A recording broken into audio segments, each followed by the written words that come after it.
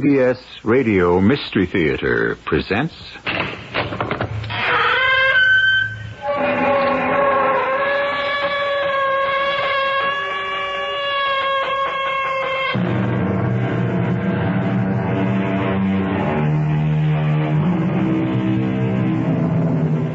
Come in.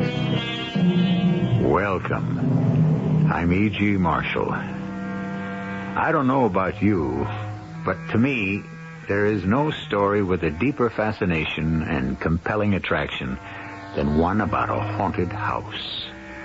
No matter how often the bells are rung, there is an infinite variety in the changes. The possible musical combinations in a scale of 8 notes are not infinite, but they are wide enough and complex enough to provide more variety than most of us will encounter in a lifetime. We were on our way back to America, but some way down the road, the bridge is out. Ah, 'tis a most annoying bridge, it is. One day there, and then the other nowhere. There must be some way so my daughter and I can continue south. Now, there is a strange thing entirely. Do you know that that's the only bridge that exists anymore?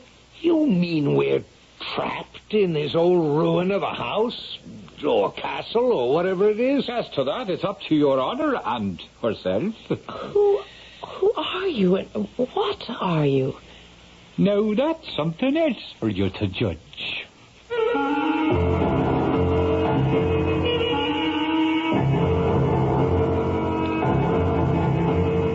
Our mystery drama, A Very Dear Ghost Indeed, was written especially for the Mystery Theater by Ian Martin and stars Russell Horton and Court Benson.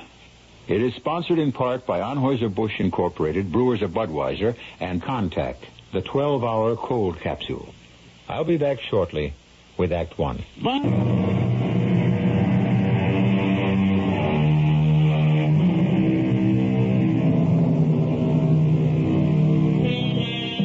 In the year 1898, the world was a remarkably stable place.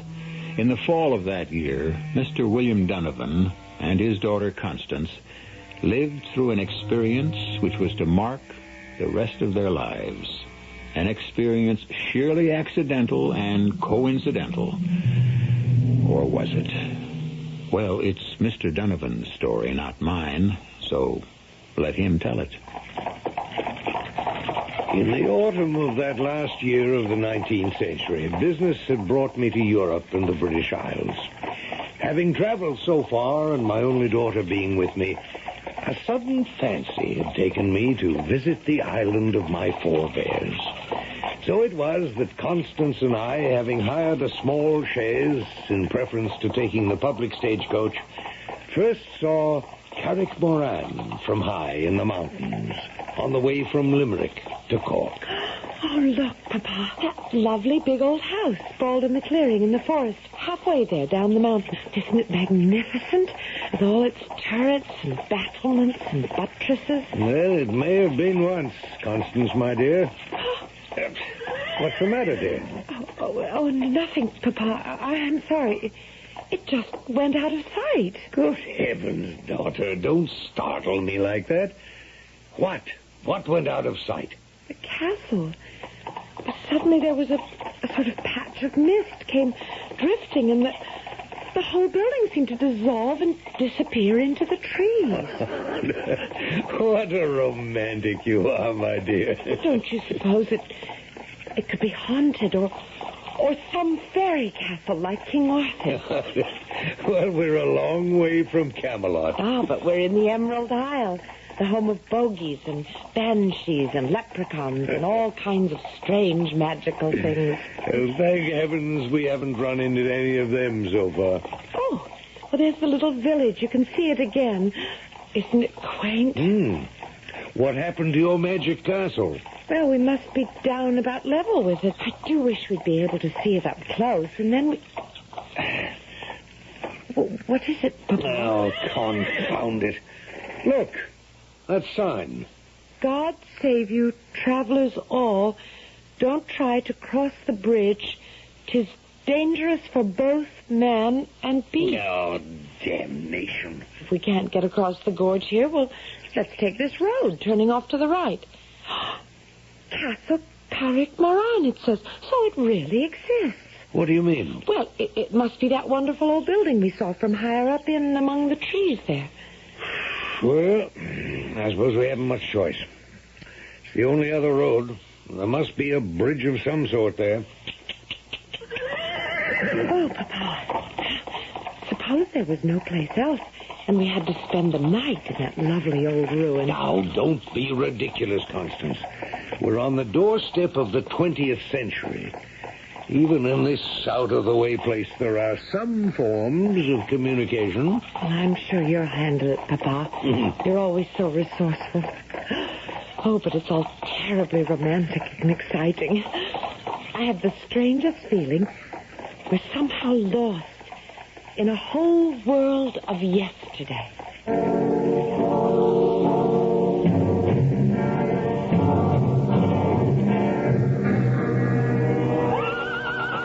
What is it, Papa? I don't know. Silly horse doesn't want to go through the gates. Is it so far to the house, do you think? Well, it's hard to determine with all these trees shadowing us. I wouldn't mind a little walk. Oh, we haven't much choice. There isn't any other road. I'm sorry, my dear. I'll tether the horse to the hitching post and let's head for your castle and see if it can produce some magic for us. It was a surprisingly long walk through that winding, tree-shadowed lane, like some strange expedition on the bottom of the ocean, so overgrown and darkly shadowed was the carriage path. The house itself, seen close to, was a further, almost chilling shock. All overgrown with vines and lichens.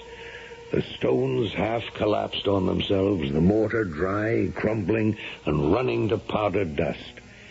There was about it a smell of decay, of damp fern and creeping moss, a fetid odor of the dead. The bell pull produced a cracked, rusted sound which brought no answer. We might have abandoned it all, except that suddenly, out of the darkening mountains, came a driving rainstorm with low, grumbling thunder in the not-so-far distance. There isn't much question it's a deserted ruin, Constance. But still, till this rain has passed, we're more or less sequestered here. Papa, couldn't we go in out of the rain? And I must admit this portico offers little protection from the weather. Let's see.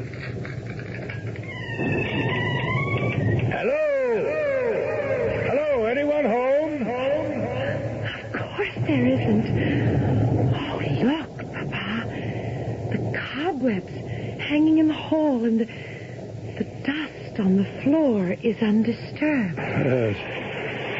Well, I doubt if we'll find much help here for our plight. We better get back to the chairs. Oh, can't we explore it just a little? No, it's far too dangerous. Dangerous? Well, the floors are half rotten, my dear, and I don't know how much I'd trust any of the ceilings, let alone the cross beams. Oh, is that all? Now, what does that mean? I thought... No, it's silly. I just thought you were worried about all the other things. What other things?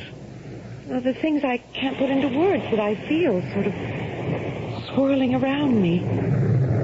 Voices from the past, calling, trying to reach me. Voices from the past? Why should they want to speak to you? I don't know. Ooh, it's a creepy sort of feeling.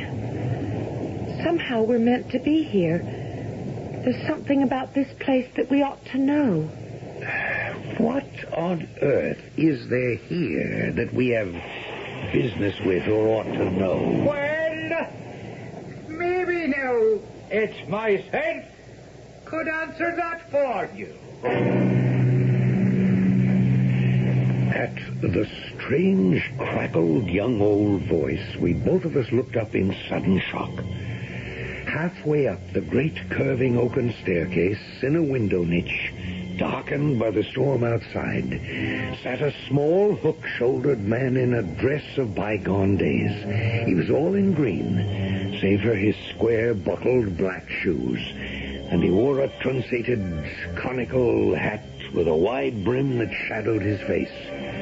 Now, suddenly, using a little walking stick to support himself, he hopped down and came to us, saying, Is there some way now I could be of service? Well, my daughter and myself were on our way to Cork. Some way down the road, the bridge is out. 'Tis a most annoying bridge there, so it is. The one day there, the other nowhere. Yes, but there must be some other somewhere so we can continue south. Do you know, that is the only bridge exists anymore. You mean we're trapped? We either go back to the main route and back over all those mountains, or we wait till the bridge on the main route is repaired? Wait, now, as to that, it's up to your honor and herself. If you was to ask me... Well, let's put it that I'm asking you. Well, then, I would trust the folk hereabout that the bridge would get put back to itself before the posterior of the day, as you might say. And in the meanwhile, what would you suggest? Why, as to that, 'tis up to your honor. With an hour or two to while away, you might be interested in a bit of the history of Carrick-Moran. To make a lean purse a little fatter, it could make interesting listening. Could we... forgive me, Papa. Could I see your purse? Sure, little fear I have of showing what has of smart interest. There it is, then, for all it's worth. A shilling. So it is. All that's there. But if I took it from you, it would make no difference. Another one would take its place.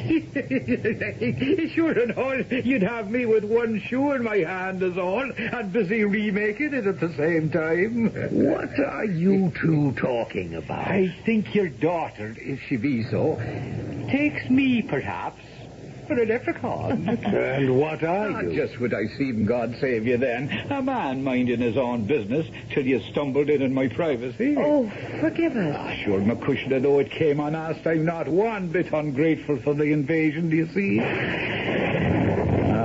You're not one to go out in that. With the weather what it is, maybe you'd like to perhaps hear the legend of Carrick-Moran? Oh, yes. You have my daughter completely under your spell, Mr. I don't believe we've exchanged names or cards. There's no need for formalities here. We're all children of the fates. 'Twas all ordained, eh? So, hear my story now. Indulge an older man. What would you guess my years to be then, sir? Well, it's hard to say. The 50s? Middle, perhaps? Oh, yeah, a long span of years beyond that.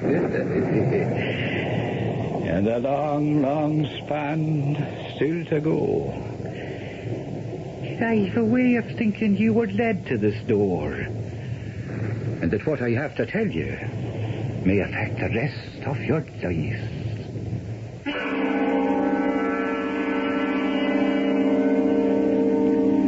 William Donovan does not entirely share his daughter's eager expectancy.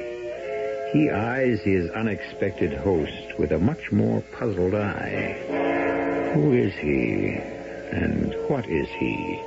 And some uneasy twinge deep within him even suggests to his practical mind that perhaps he has been wrong to deny the supernatural all his life. Maybe, at last, he has met up with it. I shall return shortly with Act 2.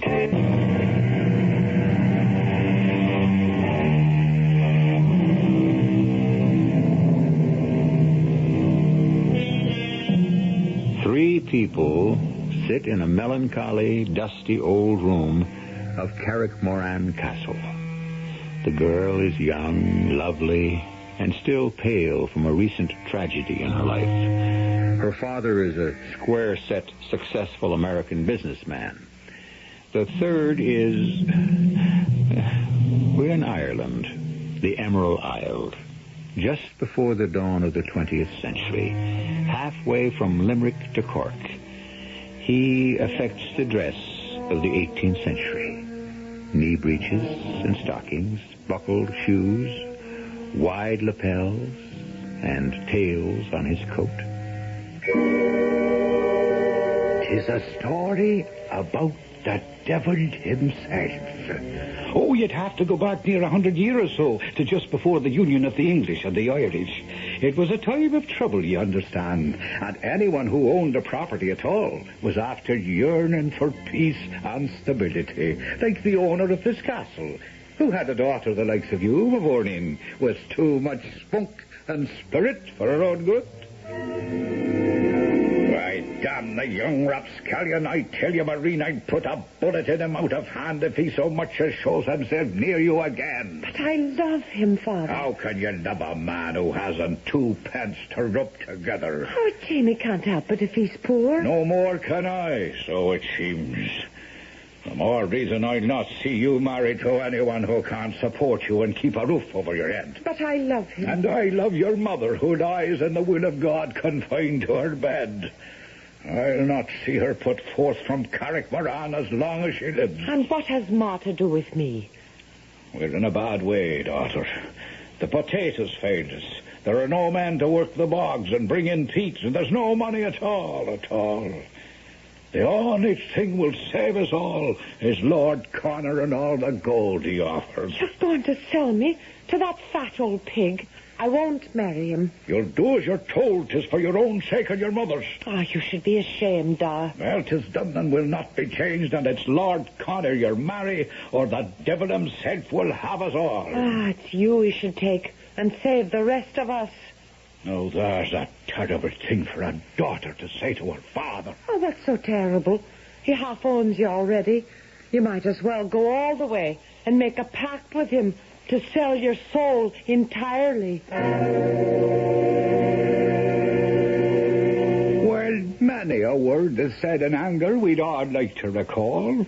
And sure, a sweet Colleen born the likes of Maureen never meant at all the sort of curse she laid on Sir Seamus, her father. Now, look, sir, if you think to entertain us with some thinly disguised version of the Faust legend about a pact with the devil, I'm afraid... No, Papa. No, let him go on, please.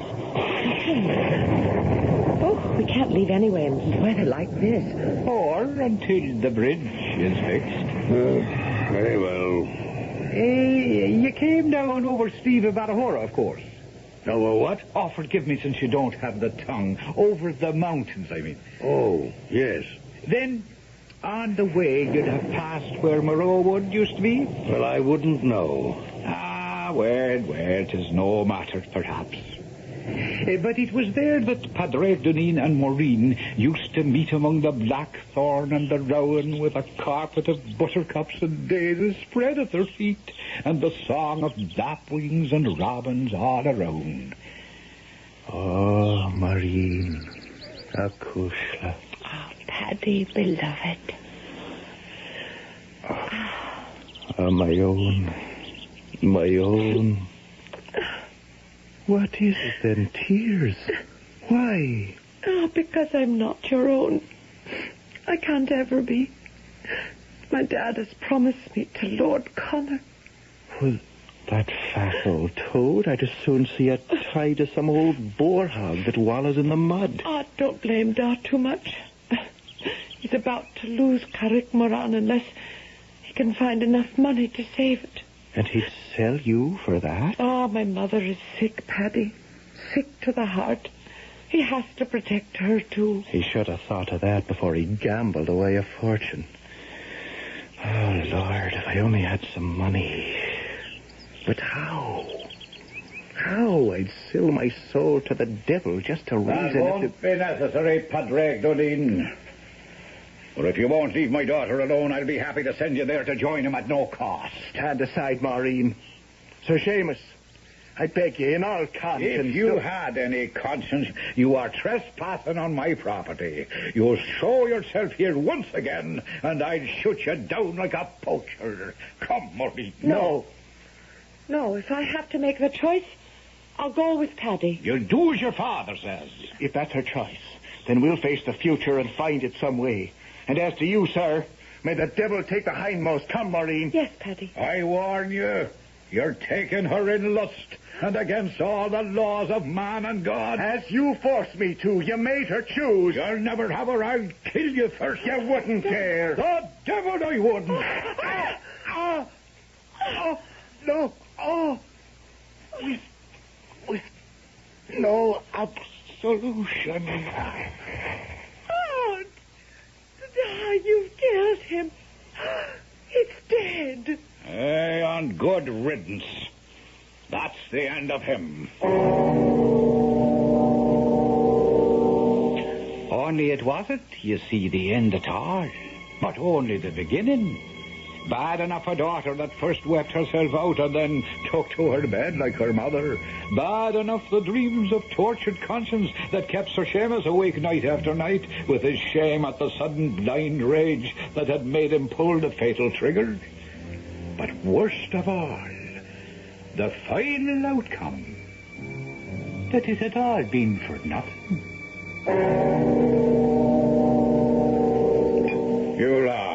You'll have another round of port, Lord Connor. No, sir.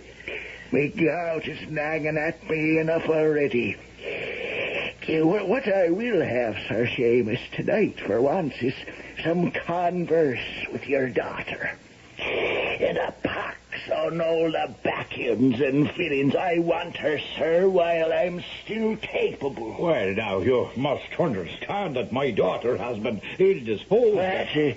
Towards me? No, not toward you. I meant her health has been such that she is not ready to enter into a marriage contract. Damn my hide and let the lass speak for herself, for once. I'm afraid that is not possible tonight, Lord Connor, but... It's quite possible, Father. I'm here to speak for myself. Maureen, you look pale, girl. Please, Lord Connor. I want to put an end to this farce. I want to put an end to silly dreams, both for you, Lord Connor, and my father. I have been studying and discussing with Father Ignatius, and from his instruction have met the Holy Mother of the Sister of Mercy at the convent. I have been accepted as a novitiate, and after serving my term, I will become a nun in that order. But what about your mother, girl? I have arranged with the sisters that she shall be nursed and cared for until she passes away. And what about me? Oh, you are the last person, dear Father, who should demand anything from Oh, me. you don't care about Carrick Moran. You let her home go to ruins, or whatever parvenu wishes to pick it up at a bankrupt sale. Ah, the only worldly possession I desired. My Paddy, you took away from me. I renounce everything else gladly and give myself to the service of God. I am not going to mince words, Seamus Moran. You tricked me, and your daughter traduced me, and by heaven, you shall suffer the consequences. Don't expect me to have any mercy. Unless your debts are paid in full to the hilt, I shall foreclose. Now, your lordship, if you could give me just a little time. Not a minute, not a second, sir. I shall be happy to crush you like an ant under my heel. Oh, Seamus was beset. His world was falling apart around him. He wrapped himself in his riding cloak and going down to the stables picked himself Ben, his favourite hunting horse, and galloped off into the early night. By twilight, he had tethered his horse and found himself in Moraw Woods, wandering on foot, a rope in his hands. Every step he took was as long as 3, and as dark came down and the moon went riding, he was looking for a stout oak tree on whose branches he could suddenly end it all. And then, standing facing him in a dapper glade, was the shape, if not the substance, of Padre Dunne. A fortunate meeting, Sir Seamus. Oh, since you're long dead and buried an ill one, I'm afraid, Padre. What brings you back seeking for me? Why, I would have thought it the other way. That perhaps you came seeking me. Since you can be nothing else but a spectre, sure, you must know that I was not looking for you. Are you so sure? As of anything in my life, which I was about to take. And consign your immortal soul to the devil forever, as you did mine. I had nothing to do with your soul. I only saved my daughter from your mortal self. By putting a bullet in me at the moment, as you yourself said, of lust. By dispatching me from this world without the comfort of extreme unction, clothed in all my sins, unshriven. The devil only claims his own. As he would if you were to take the rope. I warn you, you would regret it. I don't even wish you, my worst enemy, the eternal torment you wished on me. I had no wish to place such a punishment on you. I regret it, but what can I do? Now, there's an interesting point. Since you yourself are doomed in any case, you could put off the awful moment and at the same time do the Christian act of saving me and letting me go to eternal rest. It would be well worth your while. Oh, what do I care about you? You're only a shadow in my mind. A little more than that. Your conscience. But better still, by a trick of fate, your benefactor. My benefactor? How? Would you like to have a full and never-emptied purse to pay off all your debts? Save Carrick Moran for the future, perhaps persuade Maureen to leave the convent. I could offer you such a bargain. How? My soul for yours. A pact. I would find peace this moment, and you would not have to reap the whirlwind for as many years as you could manage to escape it. Seamus, what better chance have you ever been offered in your life? In the dusty old parlor room in the decaying castle, William Donovan and his daughter Constance are trapped in the enchanting spell of this ancient story, as I trust you will be also, long enough to wait till I return shortly with Act 3.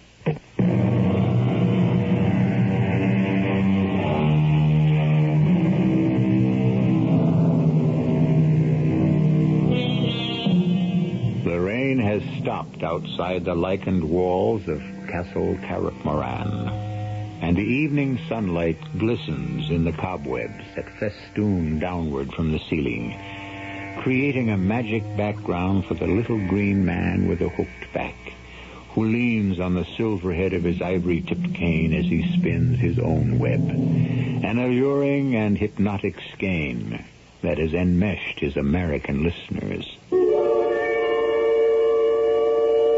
Well, you're not going to suppose that Sir Seamus was about to accept a pig in a poke? Taken aback and awed for all he was at holding converse with a ghostie, a man he had shot himself in cold blood. No, there was still a mite of bargaining to be done. You'd have to be a little more exact. I mean, what are the terms of the pact? Seamus, I've laid it out for you. I've got a patron now, as I'm trying to explain. Old Nick himself. Aye. Who else? You delivered me to him. And he's willing to take me for you. When you're ready, a better chance than I had, sure. Oh, what does it mean when I'm ready? We'll make a compact fair and square. I'm authorized to act in my present master's behalf. You can make your own terms. A full purse that's never empty? Like the leprechaun who always has a shilling whenever he opens it. I'd want a bag of gold on the same terms. You'd have it. And how long would I have it? How long would you ask for? No, there's the whole trouble, do you see? I'm willing. and allowed to make any reasonable bargain, even to giving you a trial run, as you might say, from now to the 1st of March. What is that? A bag of gold coins. Oh, you know what they say about the devil's gold, that with the morning light it turns into pebbles, chips, and nutshells. It won't happen with this. How can I be sure? I am only a messenger, but I am empowered to say this. Take this money. Use it. It will multiply. Cards, rents, dice, however you use it. But mark this well, Seamus. By the end of next February, it'll vanish. Unless you meet me here again. Or my master. I can say no more. No, wait, Paddy boy, wait, there are still things to be said. But he was gone in a puff of smoke and the sharp smell of glowing cinders and brimstone. Well, Sir Seamus went home to sad news that his wife had passed away. Oh, he would have been hard put to it to manage the funeral, except that his daughter arranged it all through the convent. And never a word he dared to say to her about Padraig and the devil's gold. But once his wife was laid to rest, he went back to his dicing and gaming and carousing. And then, all of a sudden, the last day of February was upon him, and his overseer came to in great distress. I've just ridden over the whole estate, and forgive me for saying it, but it's a disaster. What disaster? Speak up, man, speak up. There's a pestilence on the pigs and cattle. No rain has made the earth dry up, and not a rent can I collect. There's little to hold you through the rest of the winter. Oh, is that all? Have no worries. Attend me a minute. I'll give you golden guineas to satisfy our debts. And just as soon as I open the bag, watch out for the gold now. Gold, sir. These are nothing but pebbles. Pebbles? What? It's the 28th. Today's the last day of February. Oh, it is right. The morrow will be the first day of March, Your Honor. The start of a new month. Oh, the start of a new life. Or the end of an old one. Saddle up Ben for me, Moriarty. I'm going right now. The tax collector will be back at sundown. Will Your Honor be there to talk to him? The last guinea's gone. Carrick Moran would follow it. Unless I turn up some fresh. But when will you be back? The question is not when, but if. And you'll know that within the next 2 hours. Sir Seamus, are you sure you should ride to Morrow Woods this day? Why, what do you know of where and why I'm going? Not a thing. 'Tis only a foot to cross my grave, lad. Whoa, wait a minute. Who's that coming up the parkway there? Sweet Mary, bless us. It looks like the little mistress herself, with a nun driving the shay. Maureen come from the convent? Today of all days? Hold Ben here while I talk to her alone. What? Maureen Nakushla, what brings you here? Hello, Da. Sister Aloysia had to go marketing, and the Mother Superior gave me permission to visit a little with you on the way back. Oh, well, there, now, it's good to see you. Da. Oh, you look pale, though. Da, I had a vision last night when I was telling my beads. An angel that spoke to me and said you were in trouble. But when I asked if I could help, the vision only shook her head and said that it was a devil's choice at best, and perhaps it was the only chance for remission of your sins. And so what did you think you could do about it? Only to offer my prayers and my help and my love. If you'd offered them sooner and kept your love directed where it belonged, your father might not find himself with one foot buried in the wrong grave.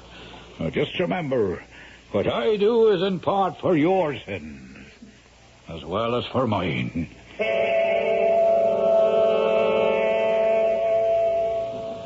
Padraig! Padraig Duneen! Are you here at all? I'm here, Seamus. Seamus, do you have to sneak up on a man like that? I was here, only you didn't see me. Padraig, I'm having second thoughts. Oh, now I wouldn't do that. There'd be the devil to pay for both of us then. Seamus, you have nothing to lose, for he'll get you in the end. But I have everything to gain, for I never should have been his slave in the name of your daughter. Take advantage of a pact you couldn't hope for otherwise. What terms? What terms? There's a bargain dates for 7 years, until March the 1st of that year, that you shall have all the pleasures and the glory of the world, and unlimited money to enjoy them. And when the lease is out? That is between you and the principal I represent. What's the Mary protect me? I'm out of hell.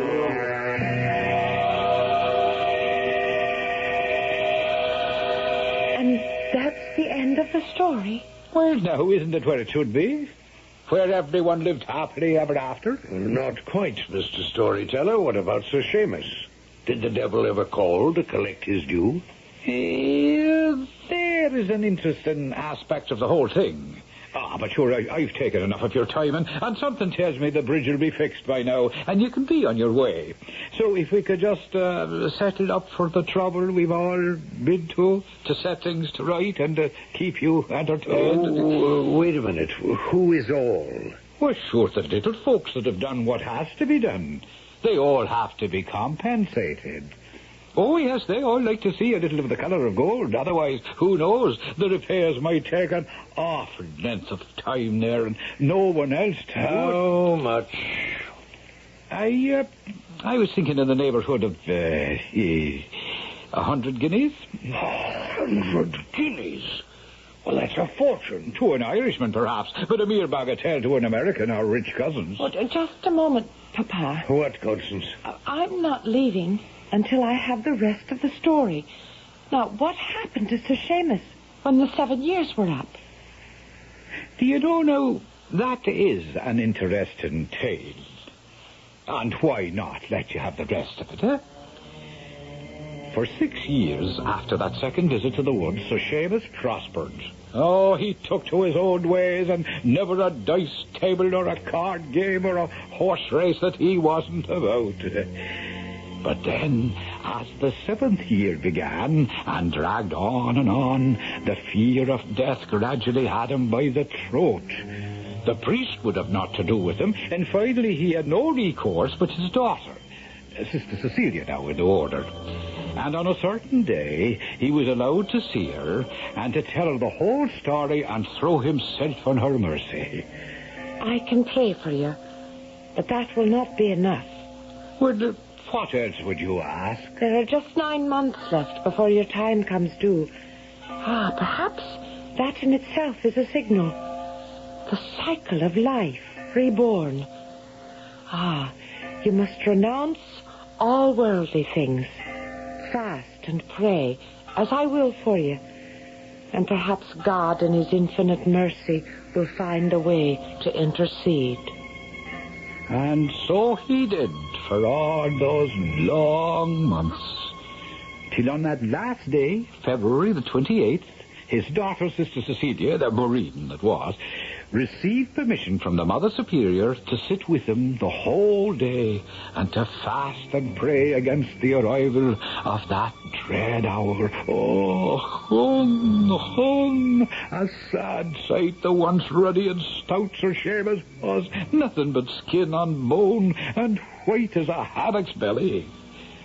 But the hour of midnight passed, and glory be to God, the fiend dared put in no appearance.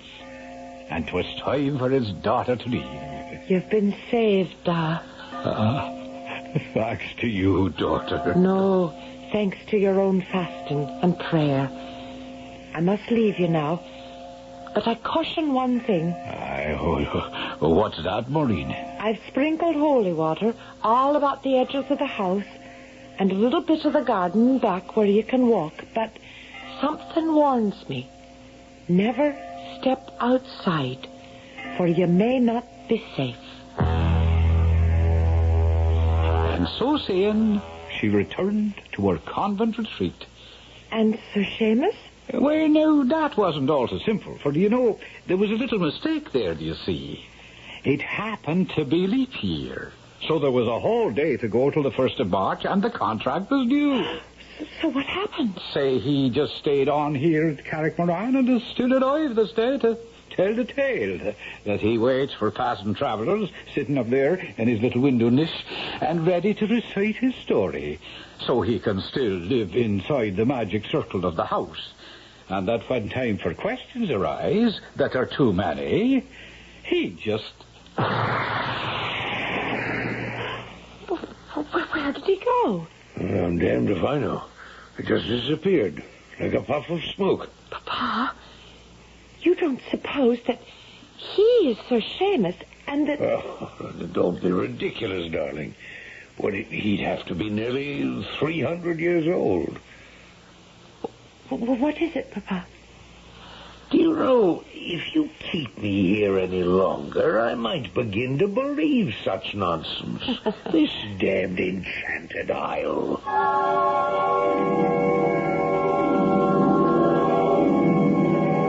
So that's the story, landlord. What do you make of it? No more nor less than I do every time I hear it. What do you mean, every time you hear it? Bless you, Miss Donovan, you'll not be the first that's come over the sleeve of Ballahora and found that bridge closed. You mean that little man, whoever he was, is just a common bandit, extorting money from unwary travelers? Well, now, as to that, I wouldn't know how to answer. I've never seen him myself, nor anyone I know still living in these parts. You mean he doesn't exist? But I didn't say that. Well, it cost me 100 guineas. 'Tis better than losing your immortal soul. Well, you'll excuse me. I think I'm wanted in the kitchen. Constance, I think we've been had. Oh, Papa. Oh, we can afford it. And whether or not we spend an afternoon with the dead, it's something we'll both have to talk about for the rest of our lives.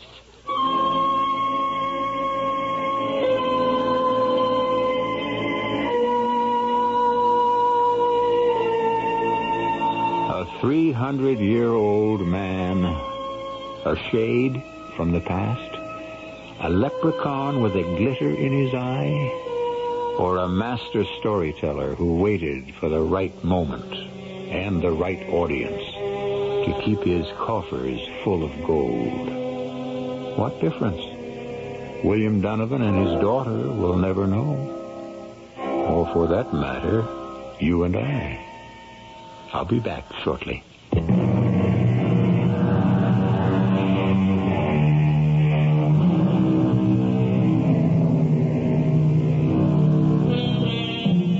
It's interesting that the title most think best suits Era, or Erin, or Ireland, is the Emerald Isle. Of course, it refers to the incredible green of the grass that grows there. But the cognomen was first applied in a poem written by a Dr. Drennan in the 18th century. It seems fitting to close today's tale with a quote from it. Nor one feeling of vengeance presume to defile the cause or the men of the Emerald Isle. Our cast included Russell Horton, Patricia Elliott, Cork Benson, Ian Martin, and Earl Hammond. The entire production was under the direction of Hyman Brown. Radio Mystery Theater was sponsored in part by Buick Motor Division. This is E.G. Marshall.